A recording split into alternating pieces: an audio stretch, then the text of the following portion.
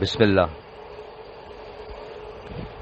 बिस्मिल्लाह इन्नल हम्दुलिल्लाह नहमदुहु व नस्तईनुहु व नस्तगफिरुहु व नऊज़ु बिल्लाहि मिन शुर्रि अनफुसिना व मिन सय्यिआति अमालिना मन यहदिल्लाहु फला मुदिल्ल लहु व मन युद्लिल फला हादिय लहु व अशहदु अन ला इलाहा इल्लल्लाहु वहदहु ला शरीका लहु व अशहदु अन्ना मुहम्मदन अब्दुहु व रसूलुहु अम्मा बाद फ़इन्न खैरल हदीस किताबुल्लाह व खैरल हदी हदी मुहम्मदिन सल्लल्लाहु अलैहि वसल्लम व शर्रुल उमूरि मुहदसातुहा व कुल्लु मुहदसातिन बिदअह व कुल्लु बिदअतिन दलाला व कुल्लु दलालातिन फिन्नार। अस्सलामु आलैकुम व रहमतुल्लाहि व बाराकातुहू। আমরা গতদিন বেশ অনেক দিন ধরে পড়া, এক্সপ্লেন করা, শেখার চেষ্টা করা একটা বই শেষ করলাম, ইসলামিক বিলিফস। আপনাদেরকে আমি বলছি যে বইটা কালেক্টেবল, চাইলে আপনারা কালেক্ট করে ঘরে রাখতে পারেন। সব ঘরে থাকা উচিত আমি মনে করি। এবং এটা ঢাকায় পাওয়া যায়। কয় কপি আছে আমি জানি না। করিম ইন্টারন্যাশনাল বলে যে দোকানটা আছে মণিপুরি পাড়ায়, দারুস সালামের বই তারা এখানে বাজারজাত করে, তাদের কাছে এই বইটা পাওয়া যায়। আপনারা চাইলে কালেক্ট করতে পারবেন। দরকার হলে আমি এটার ঠিকানা দিয়ে দিব যদি আপনারা মনে করেন। এখানে আজকে আমরা আমাদের ওই আয়োজন শেষ হওয়ার পরে একটা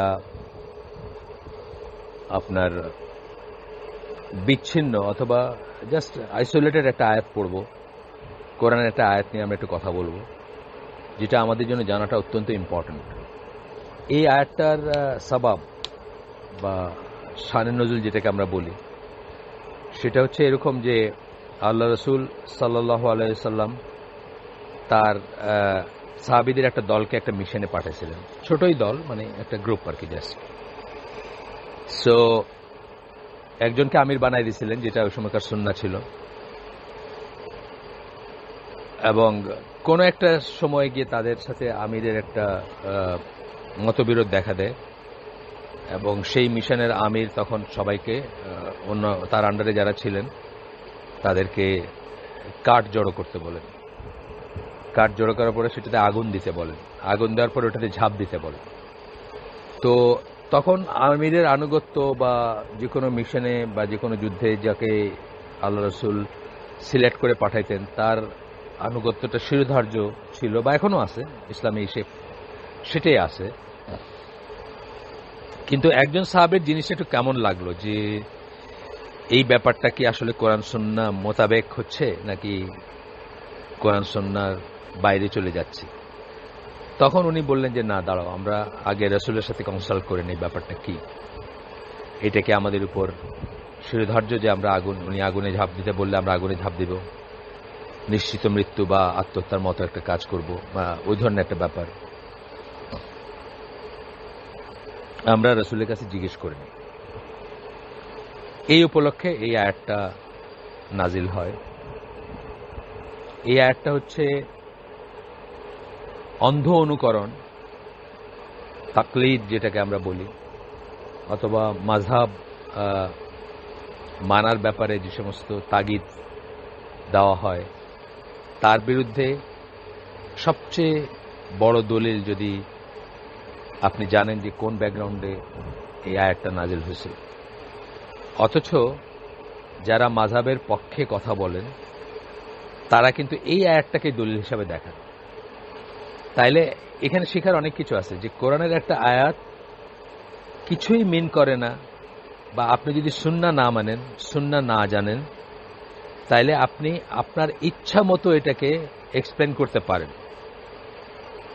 সব আয়াতের কথা আমি বলতেছি না, মানে অনেক আয়াত কোরআনের এরকম আছে যে আপনি আপনার মন গড়া ভাবে এটাকে এক্সপ্লেন করতে পারেন, যদি আপনি সুন্নাহ না জানেন, আল্লাহ রসুল এটা দিয়ে কি মানে বুঝছেন সেটা না জানেন, সাহাবীরা এটা দিয়ে কি বুঝছেন না জানেন, আল্লাহ রসুল কিভাবে এটা তাফসীর করছেন, অর্থ করছেন না জানেন, তাহলে আপনি এনি উইচ ওয়ে আপনি টুইস্ট করতে পারেন। এরকম অনেক আয়াত আছে এবং ইম্পর্টেন্ট আয়াত আছে। যেমন একটা কথা আমি বলি সবসময়, যে আল্লাহর পথে বের হওয়া। আমাদের দেশে এই কথাটা খুব শোনা যায়। আমাদের দাওয়াতি জনসমষ্টি যারা আছেন, যারা দাওয়াতি কাজ করেন, রিগোরাসলি করেন, তাদের ভিতরে আল্লাহর পথে বের হওয়ার কথাটা খুব শোনা যায়।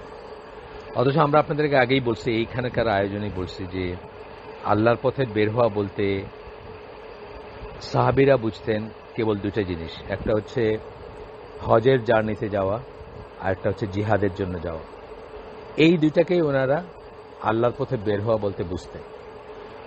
আর তার বাইরে এখনকার যে সমস্ত অর্থগুলা, এগুলো তারা বুঝতেন না।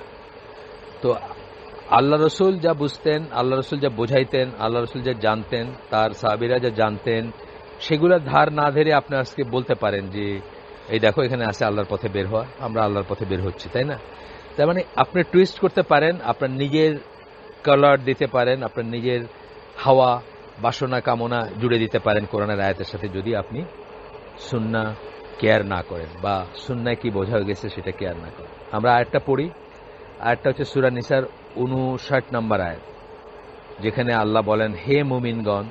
প্রত্যেকটা ওয়ার্ডের প্লেসিংটা খেয়াল করবেন, ইনশাআল্লাহ আমরা পরে আলোচনায় আনবো সেটা, তা আপনারাও খেয়াল করবেন আমি যখন পড়তেছি তখন। হে মুমিনগণ, প্রাথমিকভাবে তার মানে কি?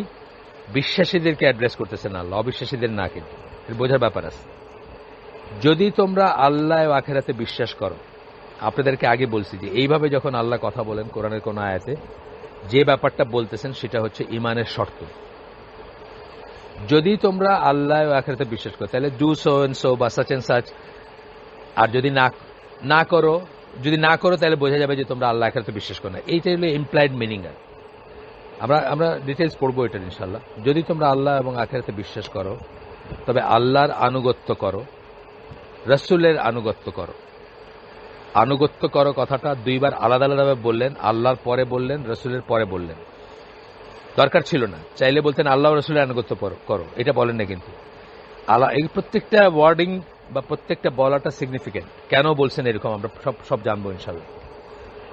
বললেন যে আল্লাহর আনুগত্য করো, আলাদাভাবে বললেন রাসূলের আনুগত্য করো, এবং তাদের যাদের কথা বললেন তাদের বেলায় কিন্তু আর আনুগত্য করো কথাটা জুড়লেন না। আল্লাহ বললেন যে এবং তাদের যারা তোমাদের মধ্যে কর্তৃত্বের অধিকারী। কর্তৃত্বের অধিকারী বলতে অনেক কিছুই আসতে পারে, আপনার ইউনিয়ন কাউন্সিলের চেয়ারম্যান থেকে শুরু করে দেশের প্রেসিডেন্ট, মসজিদের ইমাম, ঠিক আছে, দিন শিক্ষার টিচার, অনেকেই আসতে পারে। উলিল আমার কথাটা যে কর্তৃত্বের অধিকারী। এরপরে বলতেছেন কোন বিষয়ে তোমাদের মধ্যে মতভেদ ঘটলে, কার ভিতরে? তোমাদের মধ্যে। তোমাদের ভিতরে কিন্তু উলিল আমররাও ইনক্লুডেড। তাদের সাথে আমাদের ডিসপিউট কখনো হইতেই পারে, যেমন ওই সাহাবীদের হয়েছিল। তখন কি করবে? আল্লাহ এবং আল্লাহ রাসূলের কাছে নিয়ে যেতে হবে। তো বলতেছেন কোন বিষয়ে তোমাদের মধ্যে মতভেদ ঘটলে তা আল্লাহ ও রাসূলের কাছে উপস্থিত করো, অর্থাৎ কোরআন এবং সুন্নাহর কাছে নিয়ে যাও। নিয়ে গিয়ে দেখো কোনটা কোরআন সুন্নাহ মোতাবেক, অথবা কোন সুন্নাহর সাথে কোলিনিয়ার, কোনটা না। বাস এটাই সলিউশন, এটাই শ্রেয় এবং পরিণামে এটাই প্রকৃষ্টতর। আপনাদেরকে হয়তো বলছি গল্প ছলে যে হাবিব বরগুইবা তিউনিশিয়ার প্রেসিডেন্ট ছিল। তিউনিশিয়া ডিক্টেটর ছিল, পপুলারও ছিল একসময়, ডিক্টেটর ছিল। তো দেশ স্বাধীন হওয়ার পরে বা তারা যখন স্বায়ত্তশাসন পাইল, তখন এক টেলিভিশনের কাল, এক সময় তিনি টেলিভিশনের রমাদানে বক্তৃতা দিতেছেন যে দেশ গঠন করা হচ্ছে একটা জিহাদ, এবং দেশ গঠনের কাজে যখন আপনারা লাগছেন, জিহাদের সময় রোজা রাখাটা ফরজ বা ওয়াজিব না। এই দেখেন আমি রোজা ভাঙতেছি বলে টেলিভিশনে উনি সবার সামনে শরবত খাইলেন, খায় পুরা দেশের লোককে বললেন যে আপনারা রোজা ভাঙে ফেলেন এবং দেশ গঠনের কাজে আত্মনিয়োগ করেন। এটা কি ঠিক বলছেন? না, মোটেই ঠিক বলেন, মোটেই ঠিক বললেন। ফ্যালাসিয়াস কথা বলছেন, আল্লাহর ফরজের এগেনস্টে কথা বলছেন, ইসলামের এগেনস্টে কথা বলছেন, নবীর সুন্নাহর এগেনস্টে কথা বলছেন। এটা একটা উদাহরণ যে একটা রাষ্ট্রনায়ক বা রাষ্ট্রপ্রধানের পজিশনটা কিন্তু নেক্সট টু গড, কিন্তু সে যখন আল্লাহ বিরুদ্ধে কথা বলল, তখন আপনি কি করবেন? আপনাদের ডিসপিউট শুরু হয়ে গেল, তখন কি আপনি তাকে ব্যাপারটাকে কোরআন এবং সুন্নাহর কাছে নিয়ে যাবেন। নিয়ে গিয়ে দেখবেন যে দেশ গঠনের জন্য নবী ভাঙতে বলছেন কিনা রোজা, দেশ গঠন কি জিহাদের পর্যায়ে নিছেন কিনা, ইত্যাদি আপনি দেখবেন। তো ঠিক আছে, তো এই কথাটা আর কি আমি আমার মতো করে বলে ফেললাম একটু। আমরা এখন টেক্সটে যাব। কোরআনের এই একটি আয়াত থেকে অনেক গুরুত্বপূর্ণ বিষয় বেরিয়ে আসে। প্রথমত আসলে এটা আমরা এই জন্য একটা আয়াত আমরা ডিসকাস করতেছি, কিন্তু আমাদের জায়গায় মানে ধ্যান ধারণাগুলা, চিন্তা ভাবনাগুলা যেন প্রপার পার্সপেক্টিভে, প্রপার জায়গায় পড়ে আসে। সেই জন্য প্রথমত লক্ষ্য করার বিষয় হচ্ছে আল্লাহ এখানে আনুগত্য করো বলে একটা স্পষ্ট আদেশ দিয়েছে। এটা যারা একটু আরবি জানেন তারা জানবেন, এটা আমরের সিগা বলি আমরা, মানে অর্ডার যেখানে দেওয়া হয়। হ্যাঁ, অর্ডার যেমন ধরেন দাখালা মানে প্রবেশ করা, ইয়াদখুলু সে দাখালা মানে সে প্রবেশ করেছিল, ইয়াদখুলু মানে সে প্রবেশ করে, উদখুল মানে হচ্ছে প্রবেশ করো। এটা আমরের সিগা বলতে আমরা এটা বোঝাই যে অর্ডার। এটা যারা একটু আরবি জানেন তারাই জানেন, সেটাই বলতেছেন এখানে, তারাই বুঝবেন যে আনুগত্য করো বলে একটা স্পষ্ট আদেশ দিয়েছেন। শুধু তার ব্যাপারে নয়, বরং রাসূল সাল্লাল্লাহু আলাইহি ওয়াসাল্লামের ব্যাপারে বলেছেন আল্লাহর আনুগত্য করো, রাসূলের আনুগত্য করো, দুইবার বলছেন, যেটা আমরা আগেই বলে ফেলছি আপনাদেরকে। কিন্তু যারা তোমাদের মধ্যে কর্তৃত্বের অধিকারী, ওই অংশের পূর্বে ওই একই ক্রিয়াপদ আতিউ বা আদেশ সরাসরি যুক্ত হয়নি। হ্যাঁ, ওইটার আগে আর আনুগত্য করো কথাটা সরাসরি যুক্ত হয়নি। এর ফলে রাসূল সাল্লাল্লাহু আলাইহি ওয়াসাল্লামকে আনুগত্যের এক স্বয়ংসম্পূর্ণ ব্যক্তিত্ব হিসাবে প্রতিষ্ঠিত করা হয়েছে। আল্লাহ যেমন একটা স্বয়ংসম্পূর্ণ ব্যক্তি বলতেছি না, যাই হোক সত্তা, আল্লাহকে সত্তা বলতেছি নজবিল্লাহ, ব্যক্তি যদি মুখে এসে থাকে এটা ভুল। আল্লাহকে সত্তা হিসেবে বলা উচিত, ব্যক্তি হিসেবে বলা উচিত না। ব্যক্তি বললে আমাদের অ্যানথ্রোপোমরফিক একটা ব্যাপার চলে আসে, মানুষ চিন্তাটা চলে আসে, সেটা না। আল্লাহ সত্তা। আল্লাহ যেভাবে আনুগত্যের স্বয়ংসম্পূর্ণ সত্তা, অর্থাৎ আল্লাহর আনুগত্যটা কিছুর কন্টিনজেন্ট না, এ হইলে বি হইলে সি হইলে ডি হইলে তবে আল্লাহর আনুগত্য করে, এরকম কথা নাই। আল্লাহর আনুগত্য আল্লাহ অর্ডার করছেন মানেই করতে হবে। একইভাবে রাসূলুল্লাহ সাল্লাল্লাহু আলাইহি ওয়াসাল্লামকে একটা স্বয়ংসম্পূর্ণ ব্যক্তিত্ব হিসাবে আল্লাহ বলতেছেন এই অর্ডারটা দিয়ে, কন্টিনজেন্ট না। এটা করলে রসুল যদি এরম করলে তাহলে মাইনো, এরম করলে মাইনো না, এটা বলেন না। কিন্তু যখনই আমরা জানবো রসুলের থেকে কোনো কিছু অর্ডার আসছে আর কোনো কন্ডিশন নেই, সেটাই আমাদের জন্য শিরোধার্য, সেটাই বলতেছে। অথচ অন্য যে কারোর প্রতি আনুগত্যের সাথে কোরআন সুন্নাহর সাথে সঙ্গতিপূর্ণ হওয়ার শর্ত জুড়ে দেওয়া হয়েছে, যেটা আমরা পড়লাম একটু আগে আয়াতটাতে। অন্য যে কেউ, সে প্রেসিডেন্ট হোক, সে আমির হোক, সে ইমাম হোক, অন্য যে কারোর সঙ্গে ইসের সাথে আনুগত্য যে আমরা করব, সেটা কোরআন সুন্নাহর লাইনে হইতে হবে, এই শর্তটা জুড়ে দেওয়া হয়েছে। দ্বিতীয়ত, এর নিহিতার্থ হচ্ছে এই যে একভাবে চিন্তা করলে রাসূল সাল্লাল্লাহু আলাইহি ওয়াসাল্লামের আনুগত্য আল্লাহর আনুগত্যের চেয়ে ভিন্ন কিছু। এটা সত্যি যে আল্লাহ রাসূলের প্রতি আনুগত্যই আল্লাহর প্রতি আনুগত্য, কিন্তু এখানে যা বলা হয়েছে তা হচ্ছে এরকম, আল্লাহর কথা বা কোরআনের কথা থেকে তিনি যা উপস্থাপন করেছেন, কেবল সেসব ব্যাপারেই রাসূলকে মেনে চলার চেয়ে এই আনুগত্য ভিন্ন কিছু। অনেকেই আর্গু করে যে যা কিছু কোরআনে আছে, যেটা উনি আমাদেরকে এক্সপ্লেন করছেন, সেটা মানব। উনি একটা টেপ রেকর্ডারের মতো ছিলেন, আল্লাহ যা বলছেন সেটাকে উনি আবার আমাদেরকে শোনাইছেন, এর বাইরে কোনো আনুগত্য নেই। এটা অনেকে আর্গু করে, ব্যাপারটা তা না। কিন্তু কেউ কেউ যেমনটা দাবি করে থাকেন যে রাসূলকে মানা কথার অর্থ হচ্ছে কোরআনের অংশ হিসেবে তিনি আল্লাহর যেসব কথা আমাদের জানিয়ে গেছেন, শুধু সেসব কথা মেনে চলা। এখানে সেসব বাকবিতণ্ডার দ্বার চিরতরে রুদ্ধ করে দেওয়া হয়েছে। এই একটা আয়াত যদি মানুষ বুঝতো, তাহলে এইরকম ফ্যালাসিয়াস তর্ক বা করতো না। মালয়েশিয়ায়, আমি ভুলে গেছি ওনার নাম, রউফ বা এই ধরনের কিছু নাম, একজন স্কলার ছিলেন অনেক আগে, আমি 80s কথা বলতেছি। উনি এই লাইনে আর্গু করতেন, এই লাইনটা ধরে আর্গু করতেন। বা আমাদের কোরআনিয়নরাও কিছুটা এই ধরনের আর্গু করতে চায়, আমাদের দেশেও আছে কোরআন অনলি কোরআনিয়ন, তারাও এই ধরনের আর্গু করতে চায়। সেই আর্গুমেন্টের চিরতরে সেটা করে ফেলা হয়েছে। তৃতীয়ত, যে কোনো ব্যাপারে বিতর্ক দেখা দিলে মুসলিমদের সেটাকে কেবলমাত্র দুটি কর্তৃত্বের উৎসের কাছে নিয়ে যেতে আদেশ করা হয়েছে। যখন ডিসপিউট দেখা দিবে, ডিসপিউটটা সবার সাথে দেখাতে পারে, শাসকের সাথে দেখাতে পারে। শাসকের সাথে ডিসপিউট হয় না মানুষের? হয়, হইতে পারে, সরাসরি হোক, গোপনে হোক, সভাতে হোক, মসজিদ শুরাতে হোক, হইতে পারে। তখন কি করবেন? সেটা তখন কি করবেন? দুটি কর্তৃত্বের উদ্দেশ্যের কাছে নিয়ে যেতে আদেশ করা হয়েছে, যেগুলো হচ্ছে আল্লাহ ও তার রাসূল। সাহাবীরা এটার মিনিং কি বুঝছেন? সাহাবীরা বা সালাফ যারা, আমাদের পূর্বপুরুষ যারা, আমাদের মুরব্বী যারা, প্রথম 3 জেনারেশন, তারা কি বুঝছেন? আল্লাহর কাছে নিয়ে যাওয়া বলতে বুঝছেন কোরআনের কাছে নিয়ে যাওয়া বা আল্লাহর কিতাবের কাছে নিয়ে যাওয়া। আল্লাহ রসুলের কাছে নিয়ে যাওয়া বলতে জীবদ্দশায় তার কাছে নিয়ে যাওয়া। জীবদ্দশায় এরকম অনেক অনেক অনেক কনফিউশন, ডিসপিউট হয়েছে, হ্যাঁ, তার কাছে নিয়ে যাওয়া। এবং তার জীবন অবসানের পরে সুন্নাহর কাছে নিয়ে যাওয়া। এখানে লক্ষ্য করার বিষয় হচ্ছে আল্লাহর কিতাব ও রসুলের সুন্নাহকে একত্রে উল্লেখ করা হয়েছে। আপনাদের মনে আছে আমরা কি পড়ছিলাম? আমরা বলছিলাম যে প্রত্যেকটি শব্দর প্লেসমেন্ট বা কিভাবে প্লেস করা হয়েছে খুব ইম্পর্টেন্ট। এই আয়াতে কি বলছেন আল্লাহ?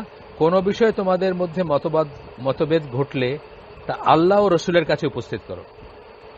এখানে আল্লাহ রসুলকে একত্রে নিয়ে এসে উল্লেখ করা হয়েছে। এটা বলা হয় না যে আল্লাহর কাছে উপস্থিত করো,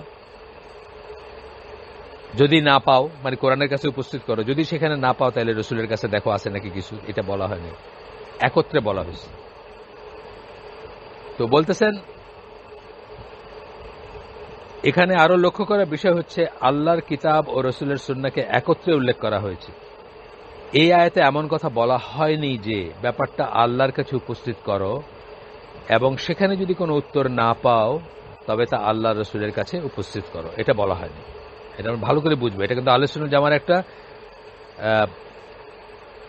আকীদা এবং মানহাজ দুটাই। আকীদা এই সেন্সে যে কোরআনের একটা কথার যে ওয়েট, আল্লাহ রসুলের একটা আদেশের একই ওয়েট। এটা হচ্ছে আকীদার পয়েন্ট অফ ভিউ থেকে। আর মানহাজ হচ্ছে যে আমরা যখন গবেষণা করতে যাই তখন আমরা দুইটাকে সামনে নিয়ে গবেষণা করি, একটাকে পাশ কাটায় আটটাতে করি না। আকীদা হচ্ছে বিশ্বাসের ব্যাপার, আর মানহাজ হচ্ছে কাজ করার। যখন কাজ করতে যাই তখন কি পদ্ধতি অনুসরণ করি অথবা কোন মূলনীতি অনুসরণ করি সেটা। চতুর্থত আল্লাহ বলেন যে সত্যিকার বিশ্বাসী হচ্ছে তারা যাদের বিতর্ক ও মতপার্থক্য কেবল আল্লাহর কাছে উপস্থিত করে না, বরং আল্লাহ তার রসুলের কাছে উপস্থিত করে। দেখেন, সত্যিকার বিশ্বাসী আল্লাহ কিন্তু প্রথমেই বলছেন যারা আল্লাহ এবং আখিরাতে বিশ্বাস করছে, যদি তোমরা আল্লাহ ও আখিরাতে বিশ্বাস করো তবে বলে বলছেন এটা। তাহলে যদি আল্লাহ এবং আখিরাতে বিশ্বাস করে সে শুধু আল্লাহর কাছেই সেটা উপস্থাপন করবে না, শুধু কোরআনেই সেটা সলিউশন খুঁজবে না, সে কোরআনিয়ন হবে না, কোরআন অনলি হবে না। সে কি হবে? সে কোরআনের কাছেও দেখবে, রসুলের কাছেও দেখবে। আল্লাহ তার রসুলের কাছে উপস্থিত করে। দেখেন কত কিছু একটা আয়াত থেকে বাইরে আসতেছে। যখন আপনি মনটাকে ওপেন করে আয়াতের কাছে যাবেন, আর আপনি যদি আপনার প্রি অ্যাজিউম নোশন নিয়ে যান তাহলে আপনি আপনার সুন্নাহর ধার না ধারেন, তাহলে আপনি আপনার মতো করে ব্যাখ্যা করতে পারেন। আপনি বললেন যে এখানে বলছেন আল্লাহ এবং আল্লাহ রসুলের কথা, তারপর তো উলিল আমরের কথা বলছে, তাহলে উলুল আমরের আল্লাহর আনুগত্য করা যেরকম দরকার, রসুলের আনুগত্য করা দরকার, উলিল আমরের আনুগত্য করা দরকার। এখন আপনি তারপরে কি বললেন নেক্সট স্টেপ? উলিল আমরই বলছে যে এটা করতে, এটা আল্লাহর রসুলের বিরুদ্ধে গেলেও, সুন্নাহর বিরুদ্ধে গেলেও এটাই করা আমার জন্য শিরোধার্য। এটাই তো বলে মাযহাবীরা। পঞ্চমত, একজন বিশ্বাসী জানেন যে গুরুত্বপূর্ণ জীবন হচ্ছে আখিরাতের জীবন। তাই যখন তিনি আল্লাহর মুখোমুখি দাঁড়াবেন সেই সময়ের জন্য এটাই শ্রেয় যে একজন বিশ্বাসী যে কোনো ঝগড়া মীমাংসার জন্য আল্লাহ তার রসুল উভয়ের কাছে নিয়ে যাবেন। যে কোনো ঝগড়া মীমাংসার জন্য উভয়ের কাছে নিয়ে যাবেন এবং তিনি রসুলের সুন্নাহর মর্যাদা অস্বীকার করেন না। এইটাই শ্রেয়। কেন বলতেছেন? ধরেন আমি এক ধরনের করে নামাজ পড়ি যেটা আর কেউ পড়ে না, ঠিক আছে? আমি কোনোদিন খোঁজও করি নাই আল্লাহ কি বলছেন, আল্লাহ রসুল কি বলছেন। এমনই একটা জিনিস করছি যার জন্য আমার নামাজটা অ্যাকসেপ্টেড হওয়া না হওয়া নিয়ে একটা প্রশ্ন দেখা দিছে। আল্লাহ আমাকে কিয়ামতের দিন জিজ্ঞেস করলেন যে এটা তুমি কোথায় পাইছো? যে আল্লাহ আমার মনে হয়েছে যে এটাই ঠিক। বলে না, অনেক মানুষ বলে তো আমার মতে এটা, আমার মনে হয়েছে এটা। সে কি সেফ, নাকি যে ভুল করে হইলেও তাহকিক করে গবেষণা করে মনে করছে যে আল্লাহ রসুল এইভাবে নামাজ পড়তে বলছেন, একদম খালিস নিয়তে সে সেটাই মনে করছে যে আল্লাহ রসুল এটা বলছেন, অথচ সে বুঝতে ভুল করছে, তবুও সে আল্লাহকে বলতে পারবে যে আল্লাহ আমি তো জানতে চেষ্টা করছি রসুল কি বলছেন এবং আমি এটাই পাইছি এবং মনে করছি যে রসুল এটাই বলছেন, সেই জন্য এটা ফলো করছি। আমি যদি জানতাম যে রসুল অন্য কিছু করবেন তাহলে আমি সাথে সাথে চেঞ্জ করে ফেলতাম। তাহলে কে সেফ, কে সিকিউরড?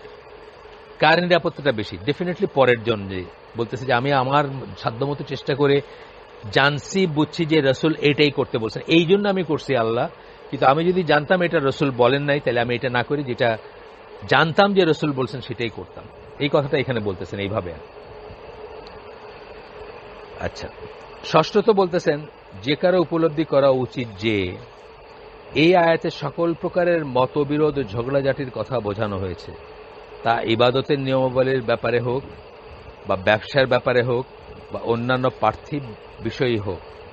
অনেক সময় একটা ব্যাপার হইতে পারে যেটা আপনি রিলেট করতে পারতেছেন না, আপনার মনে হচ্ছে যে এটা কি সুন্নায় পাবো, বা এটা কি সুন্নার ব্যাপার, এটা তো বোধহয় শাসকের ব্যাপার, বা এটা তো বোধহয় পঞ্চায়েতের ব্যাপার না। প্রত্যেকটা ব্যাপার শরিয়াতে আছে, এটা হচ্ছে বিশ্বাসের একটা অবিচ্ছেদ্য অংশ। উদাহরণ দিচ্ছি আমি আপনাদেরকে।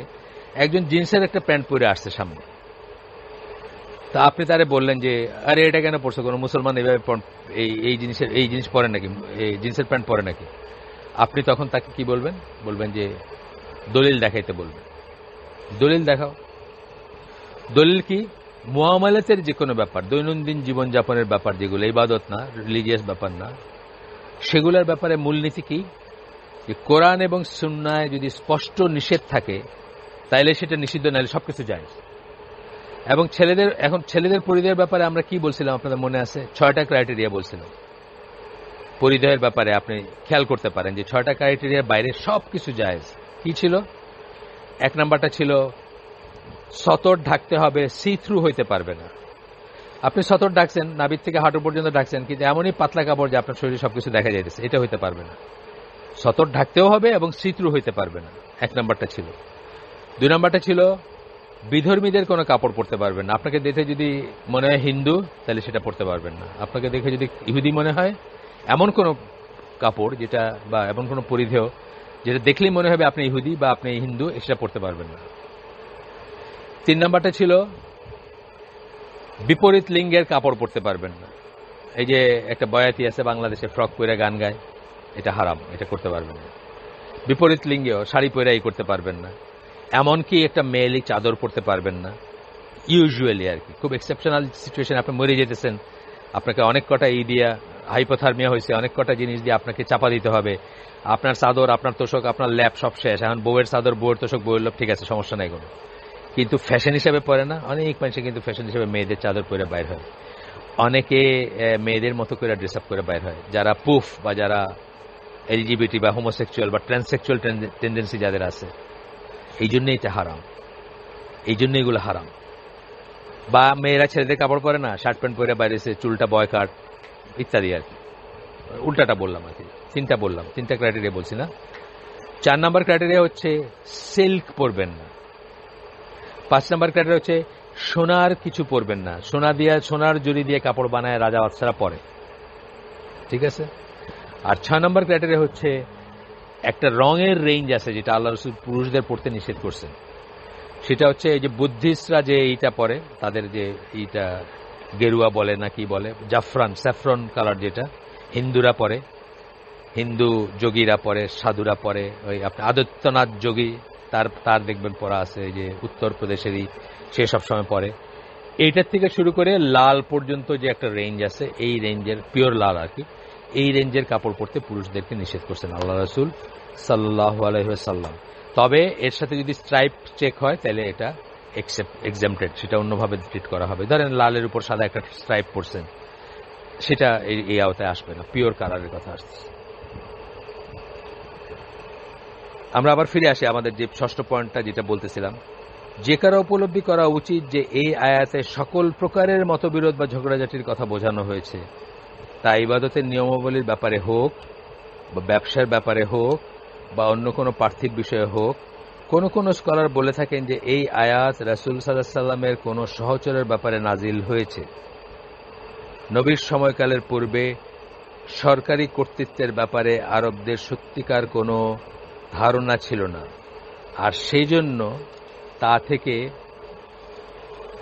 ঝগড়াঝাটির উৎপত্তি হতো। এটা ঠিক যে আরবদের ভিতরে গভর্নেন্সের কোনো ছিল না। তাদের গোত্র, তাদের ক্ল্যান, তাদের গোত্র, তাদের গোষ্ঠী, সেটার যিনি গোত্রপতি, সেটার যিনি আমির, সেটার যিনি প্রধান, সে যা বলল সেটাই আইন, সেটাই নিয়ম ছিল। সেন্ট্রাল কোনো বা সারা দেশে পালন করবে এরকম কোনো নিয়ম কানুন এই ছিল না। সে প্রসঙ্গে আল্লাহ বলেছেন যে বিষয়কে আল্লাহ তার রসুলের কাছে উপস্থিত করাই হচ্ছে এটা সমাধান। এই কথাটা ঠিক না সবার জন্য। আজকে আপনার আমার জন্য প্রযোজ্য। আমরা দেখব এটা আগামীতে, আমি এখন পড়বো আমরা এটা।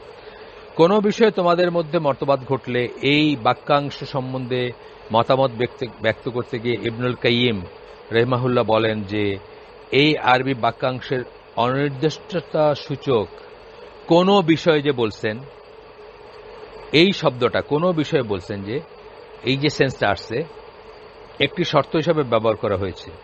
এ থেকে ব্যাপারটা সাধারণভাবে সকল বিষয়ে প্রযোজ্য বলে বোঝা যায়। সুতরাং আপনি আল্লাহ রসুলের সাহাবী বা ওইখানে গভর্নেন্স ছিল না তাদের ব্যাপারে বলা হয়েছে, এইগুলো হলো ফ্যালাসিয়াস কথা। আর শুরু করা হয়েছে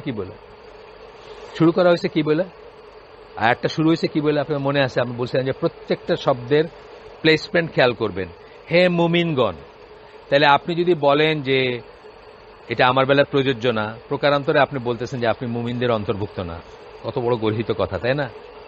আচ্ছা, তো তারপরে বলতেছেন অন্য কথা বলতে গেলে ছোট অথবা বড় তাদের দিন সংক্রান্ত এমন যে কোনো বিষয়ে মুসলিমরা মতবিরোধ পোষণ করবে তার সবকিছুকেই বোঝানো হয়েছে, বা যে কোনো কিছুকেই বোঝানো হয়েছে।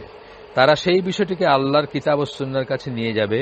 এর নিহিতার্থ হচ্ছে ওই বিষয়ে, অর্থাৎ যে কোনো বিষয়ে সমাধান অবশ্যই কোরআন এবং সুন্নাহর মাঝে খুঁজে পেতে হবে। কারণ আমরা জানি আল্লাহ বলছেন আমাদের দিনকে আল্লাহ কমপ্লিট করে দিয়েছেন, অতি অবশ্যই কোরআন এবং সুন্নাহে এটার সলিউশন, দিক নির্দেশনা থাকবে। ডিরেক্টলি না থাকলেও সেখান থেকেই সলিউশন বের করতে হবে। সিগারেটের কথা আমি একটা উদাহরণ দিয়েছিলাম, আপনাদের মনে আছে যদি মনে থাকে, যে সিগারেটের কথা আল্লাহ রসুল বলে যান নাই, কিন্তু এই দিক নির্দেশনাটা শরীয়তের ভিতর আছে। That which kills you is হারাম ফর ইউ। আচ্ছা, গেল। এটা একটা অসম্ভব ব্যাপার যে আল্লাহ মুসলিমদের সকল বিষয়ের সমাধানের জন্য এই দুটি উৎসের কাছে যেতে বলছেন, অথচ সেসবের মাঝে তাদের মতবিরোধের সমাধান পাওয়া যাবে না। এটা হইতেই পারে না। অতি অবশ্যই সমাধান আছে। এটা আমাদের আকীদা পয়েন্ট। কিন্তু যারা আজকে বলে যে কোরআন অচল, সুন্নাহ অচল, ইসলাম অচল, তারা তো এটা কুফরি গুনাহ, কুফরি পর্যায়ে গুনাহ, ইসলাম থেকে বের করে নিয়ে যাবে কাউকে। তাদের ব্যাপারে এবং আমাদের সকলের ব্যাপারেই সাধারণভাবে এটা একটা সাবধান বাণী। সবশেষে ইবনুল কাইয়িম এই ব্যাপারটার দিকেও দৃষ্টি আকর্ষণ করেন যে উপরোক্ত আয়াতে আল্লাহ বলেন আল্লাহ রসুলের কাছে উপস্থিত করো, কিন্তু আল্লাহর কাছে এবং তার রসুলের কাছে উপস্থিত করো, এভাবে তিনি কথাটা বলেননি। ওই যে বললাম, এক জায়গায় যেখানে দরকার সেখানে আলাদা আলাদা বললেন, আল্লাহর আনুগত্য করো, রসুলের আনুগত্য করো। ইন্ডিভিজুয়ালি দুইটাকে একই আসন দেওয়ার জন্য বা একই মর্যাদা দেওয়ার জন্য। আবার এইখানে একসাথে করে কি করলেন, ইম্পর্টেন্সটা অনেক বাড়ায় দিলেন, যে একসাথে দুইটার কাছে নিয়ে যেতে হবে, খালি একটার কাছে না।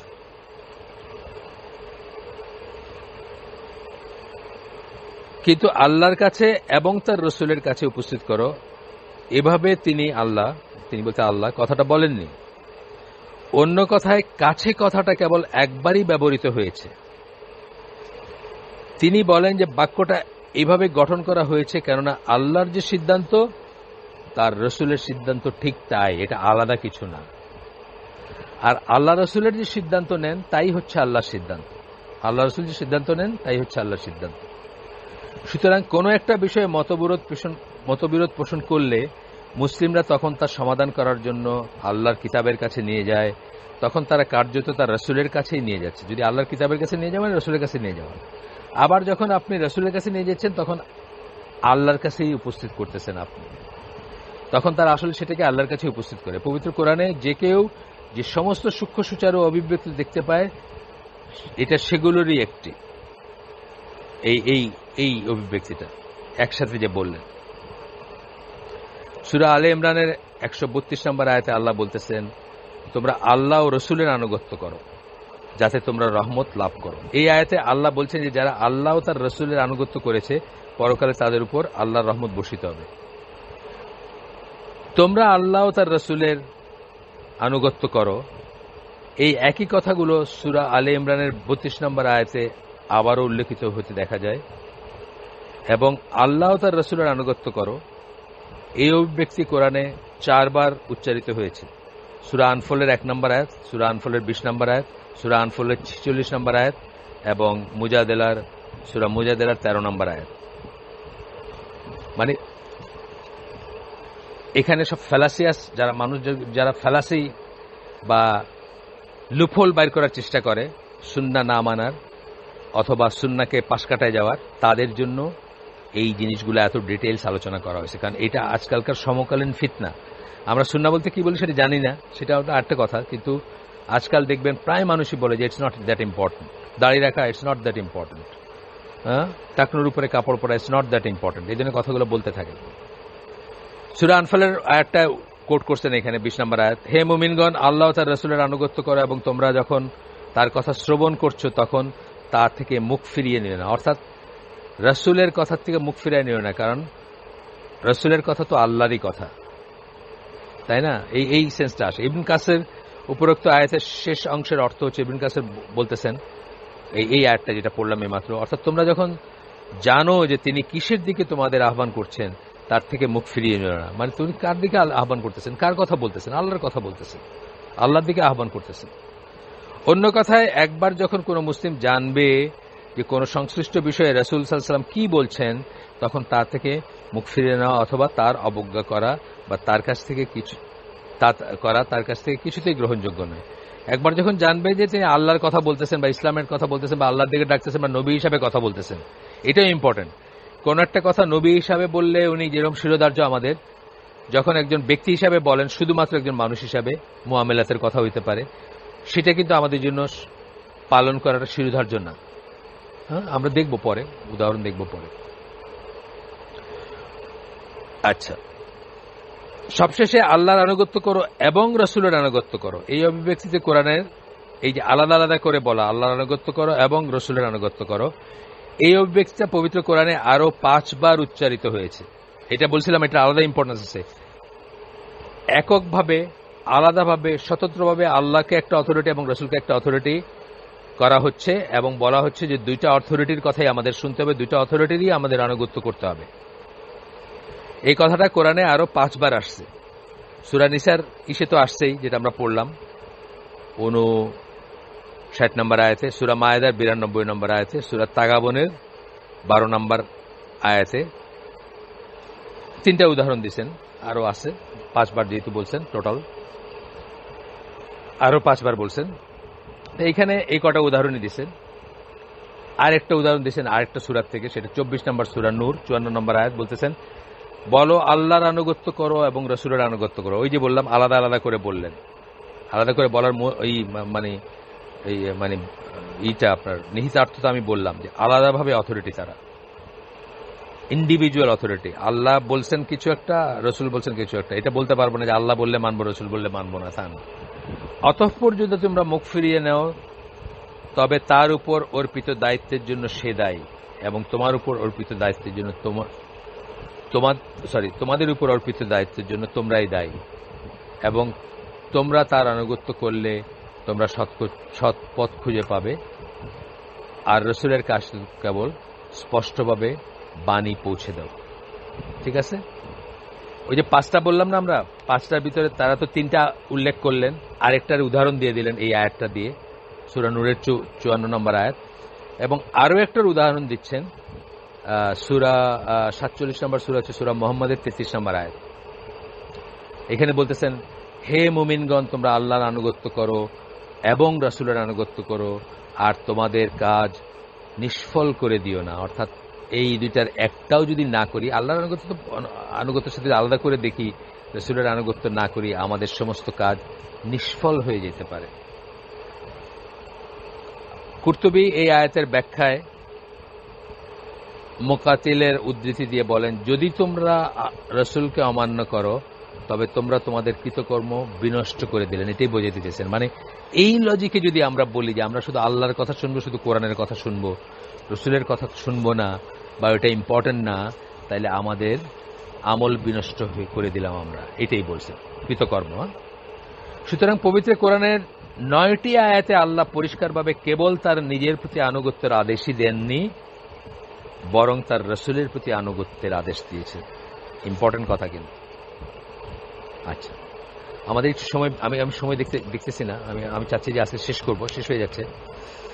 এটা খুব ইম্পর্টেন্ট জিনিস, ভালো করে শুনবেন, তাহকিক করবেন, চিন্তা করবেন। কি শুনলাম, আগে কি জানতাম, না জানলে কি কি ভুল করছি, জানলে ঠিকমতো পালন করছি কিনা, সবকিছুকে আবার রিঅ্যাসেস, রিঅর্গানাইজ, রিথিঙ্ক করার জন্য এত কথা বলতেছি আমরা। এরপরে বলতেছেন, হে বিশ্বাসীগণ, বা তোমরা যারা ঈমান এনেছ, যেটা আল্লাহ রসুল, মানে এই আয়াতে শুরু হয়েছে, যেভাবে শুরু হয়েছে কি দিয়ে আমরা দেখি, ইয়া আইয়ুহাল্লাযিনা আমানু, হে বিশ্বাসীগণ বলে শুরু হয়েছে। এটাকে হে বিশ্বাসীগণও বলতে পারেন, হে মুমিনগণও বলতে পারেন। এটা আমি বলে ফেলছি আগে, তারপরে আবার টেক্সট হিসাবে পড়ি এখন। বলে স্পষ্টতই বিশ্বাসীদের সম্বোধন করা হয়েছে, এবং স্পষ্টতই বিশ্বাসীদের সম্বোধন করা হয়েছে অনেক কয়টিতে, যে আয়াতগুলোর কথা বলছেন, 9টা আয়াত।